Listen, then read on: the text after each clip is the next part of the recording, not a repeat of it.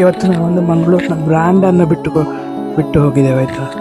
ಯಾರಂದ್ರೆ ನಮ್ಮ ಆಶಾ ಪಂಡಿತ್ ಅಂತ ಗೊತ್ತುಂಟಲ್ವ. ಸೊ ಆಶಾ ಪಂಡಿತ್ ಅವರನ್ನು ನನಗೆ ಹೇಗೆ ಪರಿಚಯ ಅಂದರೆ, ಅವತ್ತು ಸಣ್ಣ ಗೂಡಂಗಡಿ ಇಟ್ಟಿದ್ರು ಆಯಿತಾ, ಅಲ್ಲಿ ಪಡೀಲ ಹಲಪೆಯಲ್ಲಿ ಆಲದ ಮರದ ಕೆಳಗಡೆ. ಅಂದರೆ ಅವತ್ತು ಶಾಪ್ ಇಟ್ಟು ಸ್ವಲ್ಪ ಮೇಲೆ. ಆಗ ನಾನೊಂದು ದಿವಸ ಝೊಮ್ಯಾಟೊ ಹೋದಾಗ ಜ್ಯೂಸ್ ಕುಡ್ದಿದ್ದೆ ಆಯಿತಾ.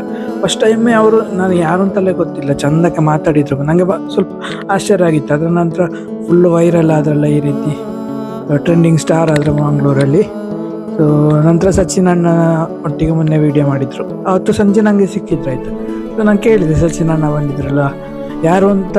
ಕಂಡ್ರು ಸಹ ಚಂದಕ್ಕೆ ಮಾತಾಡ್ತಾ ಇದ್ರು ಆಯಿತಾ. ಆಶಕ್ಕ ಅಂದರೆ ನನಗೆ ಅಷ್ಟು ದೊಡ್ಡ ಏನು ಪರಿಚಯ ಇಲ್ಲ. ಆದರೂ ಇವತ್ತು ಬೆಳಿಗ್ಗೆ ನಾನೊಂದು ವೀಡಿಯೋ ನೋಡಿದೆ, ಅವರದ್ದು ಯಾವುದೋ ಒಂದು ಮೇಕಪ್ ಇದು ಮಾಡ್ತಾಯಿದ್ರು. ಅದು ಈಗ ನೋಡಿ ಇಟ್ಟು ಸೊ ಮತ್ತೆ ಮೊಬೈಲ್ ನೋಡುವಾಗ ಆಶಕ್ಕ ತೀರಿ ಹೋಗಿದ್ದಾರೆ ಅಂತೇಳಿ ನ್ಯೂಸ್ ಬರ್ತಾ ಉಂಟು.